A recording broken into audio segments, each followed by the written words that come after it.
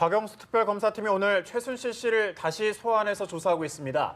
최 씨의 재산 형성 과정을 추적하고 있는 특검이 이와 관련한 의혹의 혐의를 밝혀낼 수 있을지 주목되고 있습니다. 네, 김광덕 전 한국일보 정치부장, 김영주 전 더불어민주당 의원 모시고 자세한 이야기 나눠보도록 하겠습니다. 어서 오십시오. 네, 안녕하세요. 네, 저희가 방송 시작에 이제 최순실 씨 출석 장면 보도해드렸는데 최순실 씨가 가진 재산을 추적해온 특검, 차명재산 불법성을 확인했다고 합니다. 최순실 씨 오늘은 입 좀 열까요? 오늘도 입을 제대로 열지는 않을 것 같습니다. 예. 그전에 계속 모르쇠로 해온 하고 그다음에 묵비권을 많이 행사해오고 또 뭐 혐의가 분명한 것도 아니다라고 계속 해온 그런 입장에서 큰 차이를 볼 것 같지는 않은데요.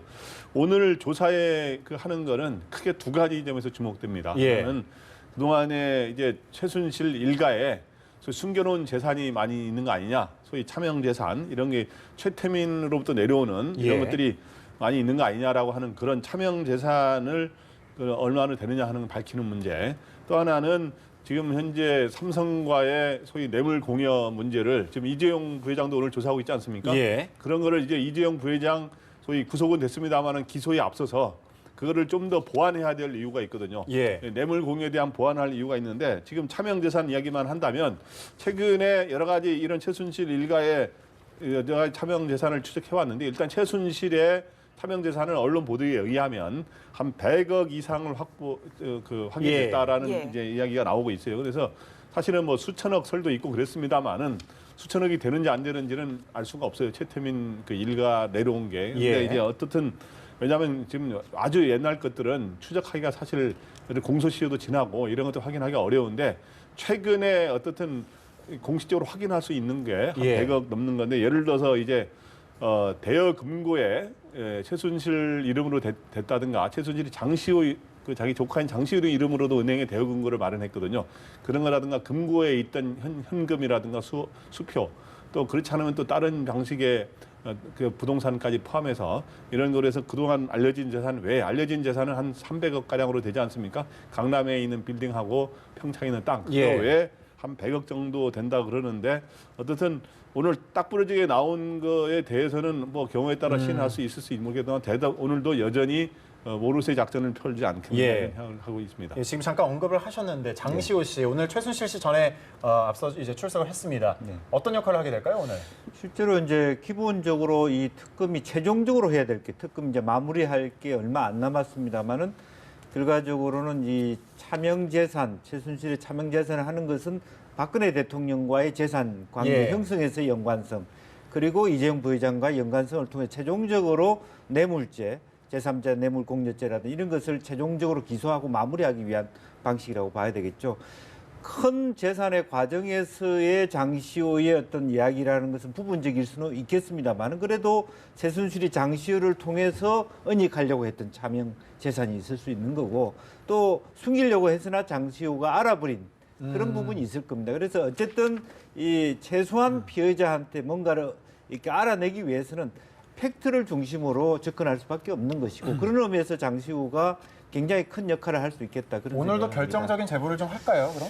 실제로 뭐 예. 결정적인 제보가 더 나타났다기보다는 장시호의 제보에 지난 제보에 의해서 보강 수사 결과들이 나타날 수는 있겠죠. 이제 그런 부분이 예. 실제적으로 우리가 알 수는 없겠습니다만 스모킹건으로 제시되었을 때 의외의 결과가 있을지 한번 두고 볼 부분이라고 봅니다. 예, 최순실 장시호 씨와 또 함께 오늘 이재용 삼성전자 부회장도 재소환이 됐습니다. 구속 후에 지금 4번째 조사가 됐는데요. 네. 그동안 좀 뇌물죄 혐의에 대해서는 대가성이 없다라고 부인을 해왔는데 오늘은 좀 어떤 태도의 변화가 있을 것이라고 보십니까? 뭐 오늘 태도의 변화가 있을지를 주목해야 됩니다만은 예. 이재용 삼성전자 부회장은 오늘도 태도 변화가 별로 없을 거로 것이다. 보입니다. 그러니까 예. 이제 뇌물죄가 되려면 대가성이 있어야 되고 이렇게 뭐 청탁을 하고 대가성이 있어야 되고 이런 것들이 있는데 기본적으로 여전히 그동안의 입장이 대통령의 힘을 가진 대통령의 어떤 강요에 의해서 부득이하게 최순실에게 여러 가지 최순실 모녀에게 특혜를 주게 됐다라든가 이런 식으로 이제 답변을 해왔고 삼성의 논리도 그거 아닙니까?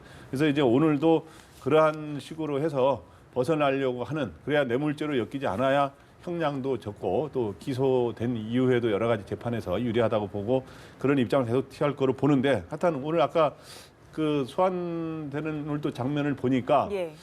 그 전에는 굉장히 처음에는 긴장되고 좀 그런 표정이었는데 이제 조금 표정은 안정이 돼 있더라고요. 그러네요. 예. 감당한 모습이고 이제 어느 정도 이제 구출 생활에 좀 적응해가는 모습인데 여전히 그 복장은 보면 노타이로 했지만 양복을 딱 입고 나오고 예. 있어요. 다른 사람들은 좀 수용자 복장, 저거는 수용자 복장을 하는 건 의무는 아니거든요. 예. 저는 아마 이제 글로벌 이 경제 이 사회에서 이제 삼성이 글로벌 기업이기 때문에 삼성전자 총수의 어떤 이미지 예. 이런 관리 차원에서 일단 양복을 입고 나오는 게 아닌가 이렇게 생각이 됩니다. 예. 예.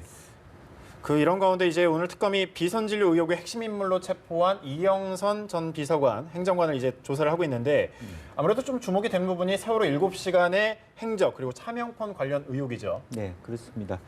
뭐 최근 보도에 의하면 어쨌든 차명폰을 개설한 것은 이 영선 행정관의 군대 후배가 운영하는 예. 그런 핸드폰 그 공급 그 판매소에서 대량으로 해서 대량으로 폐기하고 이런 식으로 해왔다는 것인데 아마 제 생각에는 이영선 행정관이라고 하는 사람은 사실은 대통령하고 같이 자는 사람입니다. 예. 실제로 그 윤영주 행정관과 그렇기 때문에 실제적으로 세월호 7시간의 문제라든지 비선진료 의혹을 정확하게 다 아는 사람이라고 볼 수 있어요. 근데 최근에 어쨌든 차명폰이라고 하는 것 자체가 사실은 대통령으로 해서는 안 될 일. 그다음에 최순실과 박근혜 대통령의 관계를 명확하게 이게 적절하지 못했다라고 하는 것을 밝혀주는 것이고 그런 것인 만큼 아마 검찰 특검 측에서도 당신이 왜 그런 중차대한 문제를 다 덮어쓰려고 하냐 이렇게 예. 회유할 가능성이 많고 상당히 겉으로는 굉장히 출연할 때 보면 어젓하고 예. 경호원으로서의 반듯한 모습인데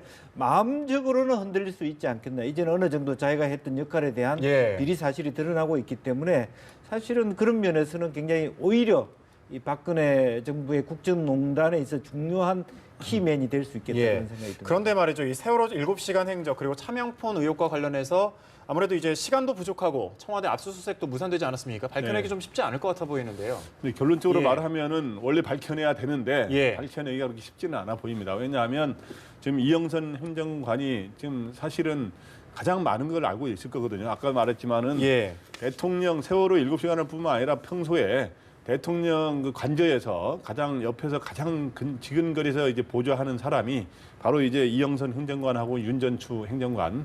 윤전추 행정관은 이제 여성으로서 이제 더 가까이서 많이 이제 보좌를 하는 그런 입장인데 이런 사람들이 세월호 7시간 어떻게 되는지 사실 다 알고 있을 거 아닙니까? 예. 근데 이제 오늘 이 소환한 이유는 공식적으로는 비선진료 의혹에 관련됐다는 이런 거로 이제 혐의로 이제 체포영장이 발부됐는데 그게 뭐냐면 이 사람이 문자 메시지로 다른 비서관한테 지금 현재 주사 아줌마 들어갔습니다. 기치료 아줌마 들어갔습니다. 이렇게 문자를 남긴 사람 아닙니까? 예. 그래서 이제 그런 거로 하는데 결국에는 그거를 명분으로 사실은 세월호 7시간에 박 대통령이 혹시 뭘 그런 비선 진료와 관련된 것이 세월호 7시간 전후에 꼭 그날이든지 그 전날이든지 뭐 그날 뒷날이든지 뭐 혹시 그런 게 있는 거 아니냐라는 거를 밝혀내려는 데 주목적이 있는 것 같고 차명폰 뭐를 대통령과 최순실이 직접 핫라인으로 썼던 차명폰을 개설해줬다는 걸 윤전추 명의로 이영선 행정관이 예. 개설해줬다는 거 아닙니까?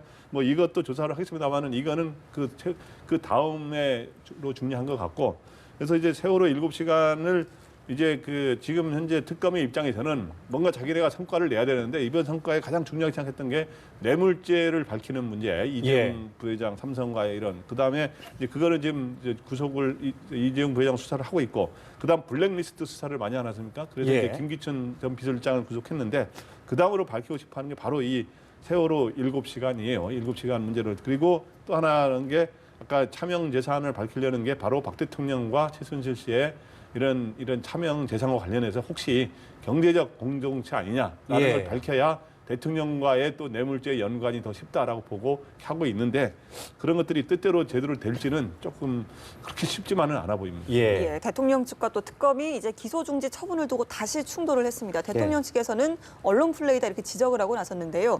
특검의 조건부 기소 중지 처분 속내 어떤 의미는 무엇일까요? 사실은 이제 뭐 대통령에 대하여 내란이나 외환이 아니고서는 기소를 할 수 없다 이렇게 돼 있는데 굳이 특검에서 왜 기소 중지라는 기소라는 단어를 썼느냐 예. 이런 데 대한 문제적인 것 같습니다. 이제 그래서 왜 대통령을 피의자로 그렇게 몰고 기소하는 것에 대한 문제가 있다. 라고 하는 것인데요.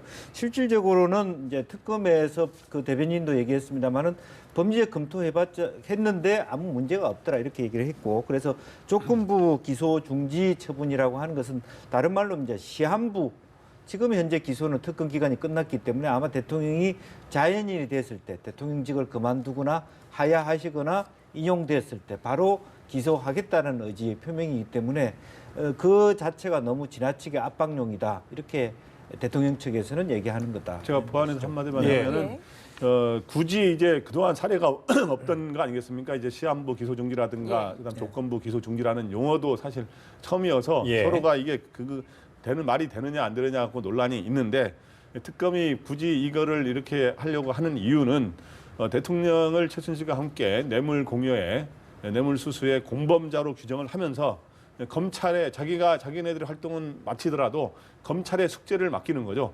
바로 대통령이 탄핵이 인용돼서 대통령이 대통령직에서 만약에 내려올 경우에 검찰이 곧바로 기소하고 사법 처리를 해달라고 하는 숙제를 맡기는 그런 의미도 있는 겁니다. 예. 이런 가운데 야권이 연일 이제 특검 연장 압박에 나서고 있습니다. 우상호 원내대표 특검 연장 안 하면 탄핵의 사유다 이렇게 목소리를 높이고 있는데 압박이 좀 될까요 이게? 예. 실제로 뭐 압박이 안 되는 것 같습니다. 우리 군함대행께서 거기에 대한 답을 아직 안 주고 있고, 벌써 예. 오늘이 25일이면 28일이 마감이면 사실은 오늘은 답을 줘야 되는 그런 것인데, 아마 그 현재의 분위기로 보면은 연장이 안 되는 것으로 정리되는 것 같고, 예. 부분적으로는 특검 측에서도 아마 종결 정리의 수순으로 그렇게 보아서 마무리하면서 기소할 거 기소하고 보강 수사 막판까지 하는 것 같은데, 실제로 보면은 어쨌든 이 특검이라고 하는 것이 그동안에 상당히 복잡한 사건 아니겠습니까? 예. 박근혜 최순실 국정농단에 대한 특별 이 검사의 역할이라고 하는 그런 의미에서 누가 보더라도 현재의 특검이 수사해야 되거나 더 보강해야 될 건 상당히 많은 것이죠. 그래서 자연스럽게 그것을 연장해 주는 쪽으로 해야 되는데, 그것은 아마 국회에도 좀 실수가 있었던 것 같습니다. 그걸 특별한 하자가 없는 한 자연스럽게 연장해야 된다 이렇게 얘기를 하지 않았기 때문에 이 역할을 말하자면 그 군함대행에게 예. 넘기는 것이고, 실제로 그렇게 역할을 생각해 보면 아마 더불어민주당의 추미애 대표가 처음부터 말하자면 총리, 대통령께서 예. 총리 바꿀, 국회에서 추천하는 총리로 바꾸고 싶다 했을 때 김병준 전 그 교수라든지 예. 이런 부분을 통해서 총리로 바꿨으면 이런 부분이 없었을 때 하는 그런 어떤 미련도 남기는 그런 요소가 아닌가 생각이 듭니다. 예, 자유한국당과 국민의당 또 바른정당 지금 개헌 논의가 이루어지고 있는 가운데 지금 비문계 의원 35명이 서명을 했습니다. 개헌이 과연 탄력을 받을 수 있을 거라고 보십니까?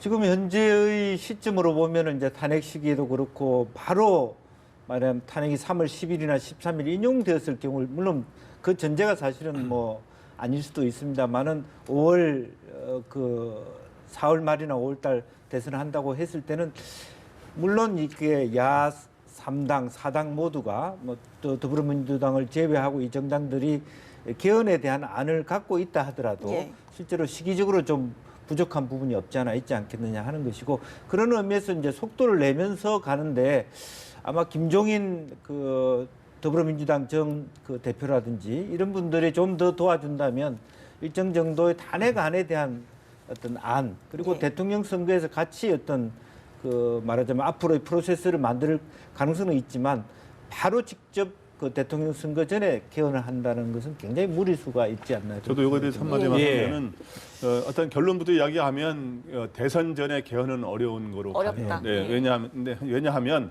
지금 자유한국당, 국민의당, 바른정당에다가 이제 이런 무소속까지 합쳐서 지금 예. 하면은 예. 개헌에 찬성하는 무소속 2명까지 합치면 167명이에요. 예. 여기다가 이제 소위 말해서 지금 비문재인계의 더불어민주당 의원 개헌파가 지금 35명이라는 거 아닙니까? 예. 35명을 더하면 숫자는 정확히 202명이 됩니다. 예. 근데 이제 국회에서 과반수 의원 300명 중에 150명 이상이면 발의를 할 수 있고 과반수 3분의 2가 하면은 찬성이 될 수 있기 때문에 물리적으로 보면 202명이니까 딱 찬성을 딱 넘기는 아슬아슬한 문턱을 넘는 건데 예. 그럼 왜 어렵느냐?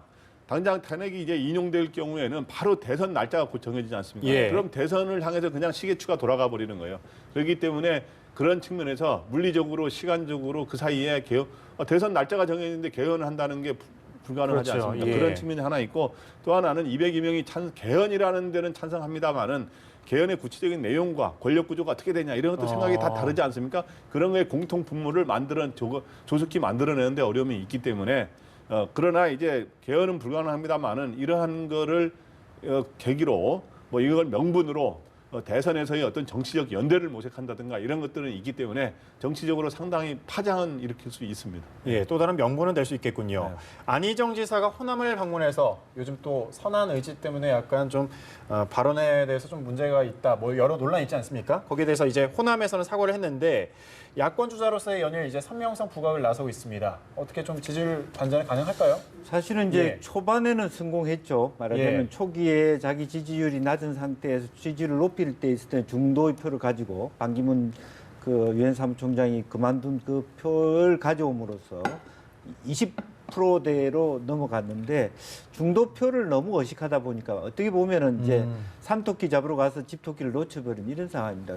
더군다나 최근 여론조사 보니까 호남에서조차도 사실은 호남이 문재인 후보에 대한 어떤 좀 그 반대하는 정서가 분명히 있거든요. 예. 그럼에도 불구하고 압도적으로 호남이 안희정보다는 문재인을 지지하고 있다라고 하는 것은 상당히 그동안의 지나친 중도 혹은 보수적 태도에 대해서 호남이 못마땅하고 있다. 이런 부분이고 본인이 그걸 의식해서 호남에 달려가고 지금 이제 촛불 집회도 참여하고 이렇게 하는 것 같은데 상당히 시간적으로 보면은 지금 3월 중순 넘어가면 후보가 결정되는 상황 아닙니까? 조금 바듯하다. 그런 느낌이 빠듯하다. 예, 예. 그런 생각이 듭니다. 예, 지금 화면에도 갤럽 여론조사 지지도가 나가고 있는데요. 문재인, 안희정 두 사람의 지지율은 각각 1%포인트 하락을 했고요. 또 이재명 시장만 3%가 급등을 하면서 상승세를 이어갔습니다. 안희정 지사 측에서 좀 이탈한 민주당 지지자가 이제는 좀 이재명 시장 쪽으로 돌아섰다 이렇게 봐도 될까요?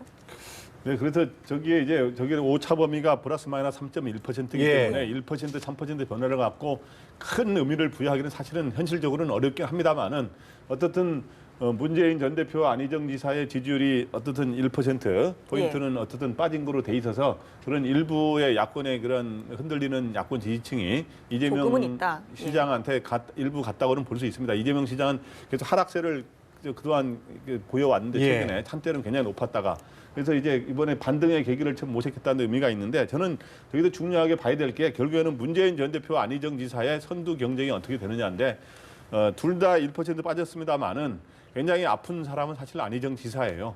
문재인 전 대표는 지지율이 오르기도 하고 내리기도 합니다만은 안희정 지사 같은 경우는 한 달 이상 계속 상승세를 겪고 그렇죠. 오다가 처음으로 상승하지 못하고 주춤 또는 이제 상승세가 꺾였다는 데서 왜냐하면 지금 자기는 추격해야 되는 입장이기 때문에 계속 올라야 되거든요. 그런 데서 특히 이번에 선한 의지 발언 논란으로 인해서 전통적인 야권 지지층과 특히 호남 이런 데서의 지지층이 더 빠졌다는 데서 당내 경선을 앞둔 안희정 지사는 약간의 부담으로 되는 거죠. 그래서 아마 이번에 호남을 방문해서도 보면 그동안의 대연정이라든가 선한 의지와 발언과 좀 맥락이 다른 예. 헌법 유린의 낡은 세력을 일소하겠다고 하는 약간 강력론을 비치는데 과연 이런 것들로 과연 회복이 될 수 있을지 좀 지켜볼 만하겠습니다. 예, 이번 예. 여론조사 결과 어떻게 보셨습니까? 실제로 보면은 이제 문재인 후보가 말하자면 분노에 대한 얘기를 하지 않았습니까? 그 분노에 대한 발언은 문재인 후보가 했는데 그것으로 인해서 촛불이라든지 박근혜 탄핵을 지켜봤던 많은 국민의 각성 효과가 이재명한테 간 거 아니냐, 한 3% 올라간 것은 사실은 뭐 안희정 지사의 표가 이재명한테 가지 않는다는 것이고요. 또 하나는 결선 투표의 여부에 있어서도 결국 이재명 후보와 안희정 지사의 지지층이 다르기 때문에 예. 이 표가 사실은 예컨대 이제 문재인을 겨냥하기 위해서 합해질 수 있어야 되는데 그런 효과를 별로 기대하기 어렵다. 이제 그렇게 봐야 될 것 같습니다. 예, 이 그래프는 나오진 않았지만 홍준표 지사도 이제 보수 대선 주자로 급부상하고 있습니다. 이 홍준표 지사 아무래도 자유한국당을 선택할 수는 없을 텐데 어디를 선택할까요? 만약 나선다면. 저는 좀 다르게 보는데요. 예. 홍준표 지사가 현재 소속된 당이 자유한국당이에요. 예. 탈당해서 바른정당으로 안 갔잖아요. 예. 근데 이제 원래 개파의 출신은 그 사람들은 범친이계라고 옛날 이명박 정부 때 보면 예. 친박계가 아니라 범친이계라서 비박계하고 좀 가까워요. 그래서 자기의 바른정당에 가 있는 사람들이 자기 동료가 많다 그러는데 그래서 저는 홍준표 지사 같은 경우는 지금 출마 선언을 안 하고 있습니다만은 지금 현재 여러 가지 워밍업을 한번 출마 선언을 하면 지지율이 딱 떠야 되는 거 아닙니까? 예. 그래서 워밍업을 하는 단계고 출마 선언은 제가 보기 거의 확실히 할 거라고 보고 예. 그럴 경우에 출마하는 당은 역시 자유한국당으로 자유한국당으로 출마할 것이다. 한 뒤에 예. 소위 말해서 바른정당과의 바른정당의 유승민 의원이 보수 후보 단일화를 이야기하고 있지 않습니까? 예. 그래서 그거에 서로 맞장구를 치면서 보수 후보 단일화, 보수 세력의 재결집 이런 거를 기치로 내걸 거로 보입니다. 제가 보기에. 예, 사실은 홍준표 지사가 잠재적으로 있기 때문에 황교안 그 권한 대행의 지지율이 답보 상태에 있는 것이 그게 연관돼 있는 것이라고 보여집니다. 예. 예. 예, 마지막 탄핵 심판 관련해서 질문 하나 드리고 마무리하도록 하겠습니다. 양승태 대법원장이 이제 다음 주면 이정미 재판관 후임을 좀 발표할 예정인데요. 이게 좀 탄핵 심판의 어떤 주요 변수가 될 거라고 보십니까? 약간의 그 논란거리는 지금 되고 있죠. 예. 그러나 이제 결정적인 변수는 되기 어려울 것 같습니다. 왜냐하면 지금 현재 이 양승태 대법원장이 이정미 재판관 후임을 임명하겠다 그러니까 그동안 7인 체제에서 결정해서 선고할 수는 없는 거 아니냐라고 해서 이정미 재판관이 있을 땐 8명 아닙니까? 헌법재판관이 그 예. 사이에 3월 13일 전에는 선고한다 이런 분위기였는데 이거를 이제 후임을 명하면은 7인 체제가 되지 않고 계속 8명이 될 수 있으니까 대통령 대리인단 측에서는 이제 변론기일을 연기해야 되는 거 아니냐 이렇게 주장했습니다만은 헌재가 어저께 여전히 최종 변론기일은 당초 결정한 대로 27일로 하겠다. 예. 그게 이미 헌법재판관 8사람의 합의 사항이다라고 예. 했기 때문에 여전히 이런 대통령 대리인단 측의 여러 가지 시간 끌기 전략을 계속 하고 있습니다만은 3월 13일 날 선고하겠다는 의지는 여전히 표명하고 있는 것 같습니다. 예, 어떻게 보셨습니까? 예, 어쨌든 헌법재판소의 역할이라고 하는 건 이 사건만 있는 게 아니지 않습니까? 예. 굉장히 예. 산적한 일들이 있고 또 이미 그 이정미 재판관 3월 13일까지 후임을 만들기에는 좀 늦은 감도 있어요. 예. 사실은 이제 그런 부분에 있어서 이 부분은 특별하게 현재의 탄핵 심판에 영향을 미칠 필요도 없고요. 미칠 것 같지 않은데 지나치게 그 부분에 대해서 사실은 대통령 측에서 얘기하고 있는 것 같습니다. 왜냐하면 초기부터 그걸 8인 체제를 전제로 일관된 심사를 하고 평의를 하신 분들이 마무리를 짓고 가는 것이 저는 맞다 그렇게 봅니다. 예. 그렇군요. 말씀 여기까지 듣도록 하겠습니다. 김광덕 전 한국일보 정치부장, 김형주 전 더불어민주당 의원 두 분과 함께 말씀 나눠봤습니다. 고맙습니다. 고맙습니다.